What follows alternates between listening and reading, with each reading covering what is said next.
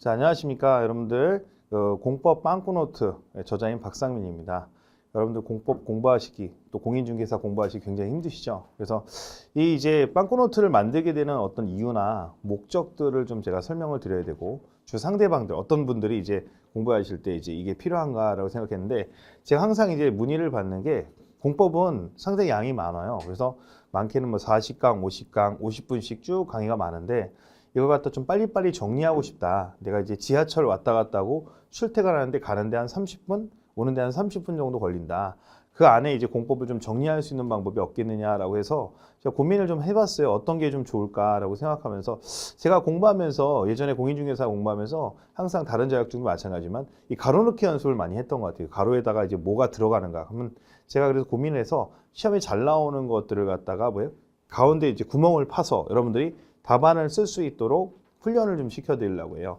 근데 강의도 일단은 여러분들이 제일 고민하는 게 뭐냐면, 강의가 길면은 출퇴근할 때 못 들으시잖아요. 못 들으시니까 제가 이제 한 30분 단위 정도, 그래서 27분에서 28분 정도는 찍는데, 아마 여러분들이 아마 1.2배속으로 강의를 많이 들으시더라고요. 그럼 한 23분에서 24분 정도. 그러니까 지하철 왔다 갈 때쯤, 그러면 갈 때 한 번, 올 때 한 번 이렇게 하실 수 있죠. 2번 들으실 수도 있고, 또 강의별로 들으실 수도 있죠. 만약에 여러분들이, 제가 전체적인 강의는 20강 정도로 기획하고 있어요. 아주 짧아요. 근데 뭐 길다 그렇게 생각할 수도 있을지 모르겠지만 30분이 안 되는 25분대 정도의 강의로 한 20가 정도가 된다면, 만약에 여러분들이 출근에 25분, 퇴근에 25분이면 하루에 2강씩 들을 수 있죠. 그러면 열흘이면 공법 전체가 완성이 되는 거예요. 그러면 이제 공법이 여러분들 1차에는 공법 과목이 없지만, 여러분 1차하고 2차 동차를 할 때 가장 어려운 게 공법이 해결이 안 돼서 2차가 안 되는 거거든요. 그러면 공법은 암기사항이 굉장히 많아요. 그럼 암기사항이 굉장히 많은데 그 내용 중에서 시험에 나올 만한 부분들만 압축하는 거죠. 우리 공인중개사 시험에서는요, 공인중개사 시험에서는 보통 40문항이 출제가 되는데, 이 40문항을 갖다 여러분들이 다 맞히시는 게 아니잖아요. 60점이면 합격하니까 24문제에 해당하는 내용들, 이 내용을 셔스하게 압축해서 우리가 지금 페이지는 약 한 80페이지 정도 돼요. 근데 중간에 여러분들이 여백이나 정리할 공간들을 많이 만들어 놨기 때문에 그 여백에다 여러분 정리하시면서 이렇게 같이 보시면 됩니다. 근데 제일 중요한 건 이제 25분, 30분 만에 해서 한 열흘 만에 공법을 끝낼 수 있냐, 아침, 저녁으로 끝낼 수 있느냐, 이게 핵심이에요. 암기사항만 총정리해서 엑기스만 뽑아서. 그래서 여러분들이 그걸 할 수 있는 자료, 즉 열흘 만에 공법을 끝낼 수 있는 자료, 이걸 갖다가 우리가 한번 생각해 보는 거예요. 출근, 퇴근해서 딱 20번 정도. 이거 왔다 갔다 하니까 10번이죠. 그러면 우리가 이제 주에 5일째 근무를 한다고 생각하면은 2주 정도면은 뭐예요? 월요일부터 금요일까지 출퇴근을 하잖아요. 그 안에 왔다 갔다 하면서 들으실 수 있는데, 한 번 들으시는 게 아니라 계속 반복할 수가 있죠. 근데 여러분들 이제 반복하시려면 자료만 가지고는 또 할 수가 없으니까 강의가 좀 필요할 수 있으니까 제가 간단하게 강의를 정리를 해드릴 거고요. 이 교재 구성이 굉장히 궁금하신 분들이 있어요. 그래서 교재를 궁금해 하실 수 있기 때문에 교재의 내용을 한번 제가 한번 예를 하나 들어드리죠. 자, 우리가 빵꾸노트 문제집 잡으십시오. 자, 지정 대상에서 용도 지역이란 건 매년 시험에 나오는 부분인데요. 용도 지역이 지정돼서 1종, 그러면 전용주거 지역 하면은 단독주택 중심의 양호한 주거보호하고 건폐관 용적률이 나와 있어요. 쭉 나와 있고, 그 다음에 그럼 거기 단독주택, 그 다음에 편리한 주거 환경에서 번호가 들어갈 부분에 채울 수가 있는 거죠. 이런 식으로 이제 교재가 구성이 되어 있어요. 그럼 여러분들이 여기다 이제 훈련해서 가서 채워넣는 훈련을 하시는 거죠. 말로. 단독주택 중심의 양호한 주거 환경, 공동주택. 매번 출제가 되는 부분이니까. 예를 들어서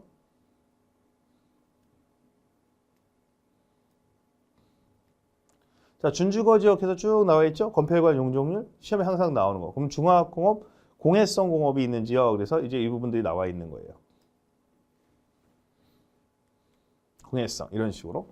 그다음에 이제 생산녹지 지역, 자연녹지 지역, 보존관리 지역, 생산관리, 농림지역, 자연환경 보존 지역에서 여기 또 이 건폐관 용적률이 시험에 잘 나오잖아요. 그러면 이 부분들이 곤란한 지역, 그 다음에 도시적 편입이 예상되는 지역, 그 다음에 건폐율이 40%, 그 다음에 자연환경, 수자원, 생태계, 상수원. 그 기출문제에 나왔던 지문들, 그 부분을 갖다가 제가 뭐예요? 구멍을 파놓는 거죠. 그럼 여러분들은 여기다 무엇이 채워져야 되는지, 무엇이 중요한지 알 수가 있게 되는 거죠. 이걸 혼자 이렇게 채우는 훈련을 하는데, 처음에 연필로 채우시는 연습을 하셔도 되고 밑에다가 채우시는 연습하면 자료를 계속 활용할 수 있겠죠. 채우는 거 훈련하면서. 근데 특징이 뭐냐면 구멍만 살짝 파놓는 게 아니라 전체의 내용을 모두 담았어요. 모두 담았으니까 어떻게 되겠습니까? 그 구멍만 파는 게 아니라 전체 내용을 한번 쫙 볼 수가 있죠. 교과 시험에 중요해요. 예를 들어서 결정고시의 특례에서 다음 각호의 어느 구역 등이 지정된 도시된 지역은 도시의 결정고시 된 것으로 본다. 자주 나오는 보이죠. 항만구에서 도시지역에 연접한 공유수면, 그렇죠. 그 다음에 어항구에서 도시에 인접한 공유수면, 국가산업단지, 일반산업단지, 뭐 도시첨단산업단지 등등등등이 나와 있단 말이에요. 그럼 여기 해당되는 부분이 시험에 잘 나오는 부분들이 여기 연결되어 있는 거죠. 그럼 이제 어떤 분들이 이제 공부를 하실 때 하시면 기본 강의를 한번 들었는데 전체로 뭐가 중요한지 정리를 한번 하고 싶다. 근데 짧게 정리하는데 기본 강의를 갖다 다시 한번 들으려니 엄두가 안 난다. 이런 분들은 어떻게 되겠어요? 요거 열흘 정도만 투자하시면 한 바퀴를 돌릴 수 있는 거죠. 이런 식으로. 자, 그래서 이런 식으로 교과서에 나와 있는 내용 특징이 그림이나 이런 것들이 있죠. 이런 것들도 같이 정리되어 있습니다. 그럼 여러분들이 이렇게 해서 이거 못 알아듣겠어요. 선생님 할 수 있지만 제가 그렇게 하는 게 아니라 이 핵심 부분을 갖다가 쪼개서 한 27, 8분 정도 이렇게 해갖고 강의를 정리를 하는 거예요. 하루에 4, 5페이지 정도. 그럼 하루에 4, 5페이지 정도의 한 타임에 정리를 한다고 하면은 설명이 들어가겠죠. 그냥 가로에다 무엇이 들어간다 이렇게 설명하는 게 아니라 이 내용들 자세히 설명하면서 이것이 중요한 이유, 기출됐던 부분들 정리하는 거예요. 그냥 빵꾸만 채우는 것이 아니고 시험에 출제했던 부분들을 갖다 정리하는 거죠. 이런 식으로. 관리지역, 자연환경 보조. 이 들어갈 부분이 중요한 부분이라는 거죠. 시험에 기출됐던 부분. 최근에 10년간 나온 기출문제 중에서 계속 반복되는 부분들을 이제 엄선해서 정리하는 거죠. 건축물의 용도에 관계된 것도 자주 나오거든요. 용도 지역 중에 어디에 들어갈 수 있는지 그러면 유통상업지역, 전용공업지역은 금지된다. 이게 시험에 출제가 됐었어요. 근데 아파트는 어디에 들어갈 수 없는지 그럼 일반공업, 녹지, 관리, 농림, 자연환경보전, 유통상업지역, 전용공업지역 일종 전용주거지역, 일종 일반주거지역이거든요. 위락시설은 모든 상업지역에서 가능하다. 이 도표가 정리된 게 중요한 거예요. 시험에 나오는 부분이기 때문에 이 도표에서 중요한 부분을 빵꾸를 딱 뚫어놓게 되니까 이 빵꾸 노트 안에 요것들을 갖다 채울 수 있으면 되는 거죠. 여러분들이 그러면서 이게 하나의 노트픽이 정리가 되는 거예요. 그러니까 여러분들이 시험에 나올 수 있는 엑기스를 모아서 정리한 다음에 이것을 여러분들이 훈련할 수 있도록 구멍을 이렇게 딱딱 파놓으면 이걸 채우면서 정리가 되고 이 답이 멀리 있는 게 아니고 바로 밑에 있어요. 그래서 여러분들 노트식으로 정리하면 되는 거죠. 양이 굉장히 많지 않고 한 80페이지 정도의 분량밖에 안 된다는 거예요. 그럼 여러분들이 하루에 한 4페이지씩만 왕복으로 보면 4페이지, 8페이지면 열흘이면 끝나는 거죠. 이런 식으로 용도 지역에 대한 특징들 파악하고 예를 들어 주택상한사채다라고 하면 한국토지주택공사 또는 등록사업자는 주택상한사채를 발행할 수 있고 이 경우 등록사업자는 대통령령으로 정하는 기준에 맞고 금융기관 또는 주택도시보증공사의 보증을 받은 경우에만 주택상을 발행할 수 있다면 기출문제가 나왔을 거 아니에요. 그런데 제가 이제 여기서 말씀을 드릴 수 있는 거는 이 부분은 그냥 제가 쭉 읽어드린 게 아니라 이렇게 말씀을 주택상한사채라는 거는 건설회사가 돈이 없잖아요. 땅을 처음에 사서 건물 지으면 돈이 없으니까 여러분들한테 아파트 딱지를 파는 거예요. 나중에 아파트로 바꿔주는 딱지를 약속해서 받는데 그 아파트 딱지 이름이 주택상한사채다라고 강의를 해드려요. 그럼 상환을 해야 돼요. 근데 주택상한사채를 발행하려면 나중에 회사가 망할 수도 있기 때문에 믿을 수 있는 회사야 되겠죠? 그러니까 요건이 뭐냐? 이렇게 나오는 거예요. 그래서 법인에서 자본금이 5억 원 이상일 거예요. 5억 원. 그럼 이렇게 외우시는 방법은 뭐냐면 오 크다. 이렇게 외우시는 거예요. 오 크다. 오 큰 회사야. 그래서 그렇죠. 그 다음에 여러분들 주택상환사채죠. 그래서 건설에서 건설업 등록해야 되고 최근 3년간 연평균 주택에서 300호 이상일 것이라고 돼 있어야 돼요. 그럼 나라에서 하는 것들에서 믿어야 되니까 국토교통부 장관의 승인을 받아야 되거든요. 그래서 3년간이니까 쌍환사채 이렇게 보시면 돼요. 자본금이 5억에 쌍환사채, 쌍화탕 3년 사채 이렇게 되는 거죠. 그러면 여기 5억 3 국토교통부 장관 이 부분들을 이제 암기를 시켜드리는 거예요. 강의가 끝난 다음에 빵꾸를 태우게 돼요. 지금 설명을 드리는 거예요. 암기하는 방법도 알려드리고 이제 정리를 해드리는 거죠. 자, 오 큰 회사다. 오 큰 회사다. 주택 상환사채 그래서 기출문제가 이런 거예요. 자, 그래서 주택 상환사채는 뭐뭐로 하고 사채권자의 명의 변경, 취득자의 성명과 주도를 사채권자의 명부에 기록하는 방법을 하며 수익자 성명은 채권에 기록하지만 사채권자의 제3자에 대응할 수 없다라고 하는데 이게 핵심 내용은 뭐냐면 주택 상환사채는 비싼 거기 때문에 주가 지나가는 행인이가 주수면 안 되죠. 그래서 주인의 이름이 쓰여져야 돼요. 그걸 김영식이라고 하고요. 외우실 때는 뭐냐면 김영식이라는 사람의 이름이 쓰여져 있다 이렇게 외우시면 돼요. 그 다음에 주택상환기간은 아까 쌍화니까 3년입니다. 3년으로 하고요. 그래서 결국은 이제 이 주택상환사채의 주택상환세 시행부터 언제 분양권으로 바꿔줄 때, 즉 공급계약 체결일로 기간까지를 봅니다. 3년 안에 분양권으로 바꿔주면 된다 이렇게 외우거든요. 그러면 이 부분을 설명을 해드립니다. 그 다음에 이 부분이 이렇게 채워지는 거예요. 그러면은 여러분들이 이제 봤을 때 이런 부분들이 많이 나와요. 제가 아직 기본 강의가 완성이 안 됐는데 이걸 들을 필요가 있나요? 하는데 이건 별개로 가시면 돼요. 여러분이 어떤 교재를 듣던 어떤 학원 다른 강사의 강의를 듣던 그거하고 별개로 이제 여러분들이 이제 이 자료를 갖다가 계속 반복해서 스마트폰이나 이런 걸로 들을 수가 있는 거죠. 완벽하면서. 제가 설명을 천천히 합니다. 이렇게 강의를 해요.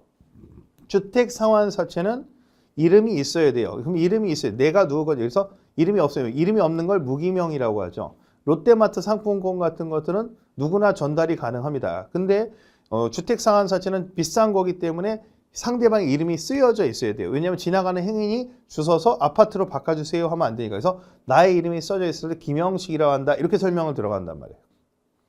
그렇기 때문에 천천히 설명하기 때문에 여러분들이 천천히 들으시면서 어느 정도 익숙해지면 처음에는 1배속이나 1.0에서 하다가 좀 빨리 반복해서 들으고 싶어. 나는 선생님 강의를 좀 반복해서 들으고 싶고 빨리빨리 듣고 싶어. 그러면 심하게 얘기하면 일주일이면 전체를 다 들을 수 있는 거죠. 좀 심하게 표현하면은 여러분들 주말에 30분짜리 강의 10개면 5시간이거든요. 토요일, 일요일 날 좀 맘먹고 토요일 한 번, 일요일 한 번 좀 약간 맘먹게 좀 빨리 돌리면 4시간씩, 4시간씩, 8시간이면 이 전체 강의 다 들을 수가 있습니다. 이렇게 해서 이런 내용들이 마치게 되는 거죠. 그래서 우리가 전체로 공인중개사 과목들이 보통 이제 전체의 법이 6개의 법으로 구성되어 있는데 그 중에서 여러분들이 이제 생각해야 될 부분은 뭐냐면 국토의 개미 이용에 관한 법률이라는 법이 있고 그 다음에 도시개발법, 도시및 주거환경정비법, 건축법, 주택법, 농지법 6과목으로 구성되어 있어요. 근데 실질적으로 여러분들이 공부하실 때 평균 60점을 목표로 하기 때문에 40문제 중에서 24개를 맞추시면 돼요. 그럼 내용을 많이 공부하는 게 아니라 중복해서 반복해서 이렇게 정리를 해서 한 다음에 나중에 여러분들이 뭡니까? 객관식 기출문제를 갖다 풀게 되면 이 지문들이 그대로 빵꾸 뜬 부분이 고쳐서 나오게 되는 거죠. 그 다음에 이제 주의할 건, 그럼 선생님, 강사님 처음부터 두꺼운 책을 갖다 설명하지 않고 이 얇은 내용을 설명하면 어떨까요? 하는데, 여기 있는 내용들은 시험에 나오는 40문제 중에서 24문제에 해당하는 내용만 압축해서 설명하는 겁니다. 근데 여러분들 수요마다 다 다를 수 있죠. 난 더 많이 공부하고 싶어, 뭐 하고 싶어. 이런 분들은 사실 기본 교재나 기본 강의를 들어야 되고, 선생님 강의를 들었는데 무슨 말인지 모르겠어요. 하시는 분들은 뭐 해야 돼요? 사실 기본서를 살펴보시거나 기본 강의를 들어야 되겠지만 짧게 반복해서 나는 대충은 알지만 좀 정확하게 빨리빨리 정리해서 회전수를 높여서 외우고 싶어. 공법은 못 이해해서 떨어지는 학생은 없어요. 못 외워서 그렇지. 그래서 암기량을 갖다가 일정하게 정한 내용을 짧게 반복해서 우리가 토요일을 이틀이면 되고 조금 출퇴근할 때 여러분들이 공부하는 방법이면 뭡니까?